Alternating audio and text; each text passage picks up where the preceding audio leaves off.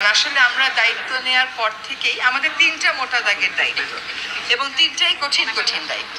একটা দায়িত্ব হচ্ছে সংস্কার, একটা দায়িত্ব হচ্ছে বিচার, একটা দায়িত্ব হচ্ছে ইলেকশন। শুধুমাত্র ইলেকশন করবার জন্য তো আমরা দায়িত্বটা নিইনি। ব্রেকিং নিউজ, বাংলাদেশের রাজনৈতিক অঙ্গনে খুব দ্রুততার সাথে একের পর এক ঘটনা ঘটছে।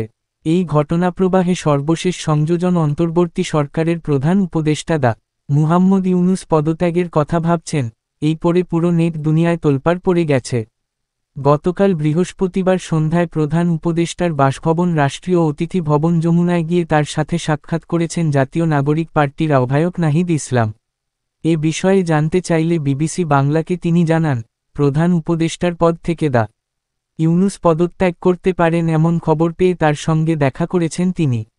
একই দিন সন্ধ্যায় জাতীয় নিরাপত্তা উপদেষ্টাসহ অন্তর্বর্তী সরকারের বিতর্কিত উপদেষ্টাদের সরানোর দাবি তোলে বিএনপি। এছাড়াও আজকে দুপুরবেলা সাংবাদিকদের প্রশ্নের জবাবে প্রধান উপদেষ্টা ডাক্তার ইউনূসের পদত্যাগের বিষয়ে জানালেন রিজওয়ান হাসান। চলুন দেখে আসি তিনি তার বক্তব্য কি বললেন। যে কালকে আমাদের মিটিং এর পরে অনেকক্ষণ আমরা আলোচনা করেছি, কারণ আসলে আমরা দায়িত্ব নেওয়ার পর থেকেই আমাদের তিনটা মোটা দাগের দায়িত্ব এবং তিনটাই কঠিন কঠিন দায়িত্ব। একটা দায়িত্ব হচ্ছে সংস্কার, একটা দায়িত্ব হচ্ছে বিচার, একটা দায়িত্ব হচ্ছে ইলেকশন। শুধুমাত্র ইলেকশন করবার জন্য তো আমরা দায়িত্বটা নিইনি, যেটা আরো দুটো দায়িত্ব আছে, আমরা সেগুলো আসলে পালন করতে পারছি কিনা। কারণ আমরা দায়িত্ব নেওয়ার পর থেকে যার যত রকম দাবি আছে সব দাবি নিয়ে তারা রাস্তায় বসে যাচ্ছে, রাস্তা আটকে দিচ্ছে, একদম ঢাকা শহর অচল হয়ে পড়ছে।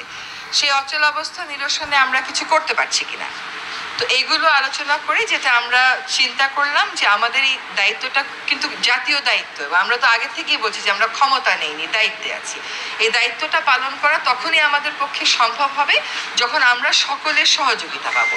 প্রত্যাশার বিষয়টা এক, আর দায়িত্বটা আসলে পালন করতে পারার বিষয়টা এক। প্রত্যাশা অনেকই থাকতে পারে, কিন্তু আমার তো একটা এনাবলিং এনভায়রনমেন্ট থাকতে হবে এই প্রত্যাশাটা পূরণ করার জন্য। তো আমরা চিন্তা করেছি যে আসলে আমরা পারছি কিনা। এই যে প্রতিবন্ধকতাগুলো হচ্ছে আমাদের এই বড় দাগের তিনটা দায়িত্ব পালন করার জন্য, এই প্রতিবন্ধকতাগুলোকে আমরা কিভাবে মোকাবেলা করব, আদৌ মোকাবেলা করতে পারবো কিনা, যদি মোকাবেলা করতে পারি কিভাবে করব, যদি মোকাবেলা করতে না পারি তাহলে আমাদের কি করণীয় হবে, আমরা সকলে মিলে এটা চিন্তা করছি। আর প্রধান উপদেষ্টা যদি কোনো সিদ্ধান্ত নেন কোনো ব্যাপারে, আমি প্রথম থেকেই বলে এসেছি যে উনি একটা সময় দিয়েছেন, ডিসেম্বর থেকে জুনের মধ্যে নির্বাচন হবে, তার একদিনও এদিক সেদিক হওয়ার কোনো সুযোগ আমাদের পক্ষ থেকে নেই। কাজে এইগুলো নিয়ে অন্য ধরনের কোনো কথা বলারও কোনো সুযোগ হওয়া উচিত ছিল না, কারণ বারবারই বলা হচ্ছে যে একটা সময়সীমা দিয়ে দেওয়া হয়েছে।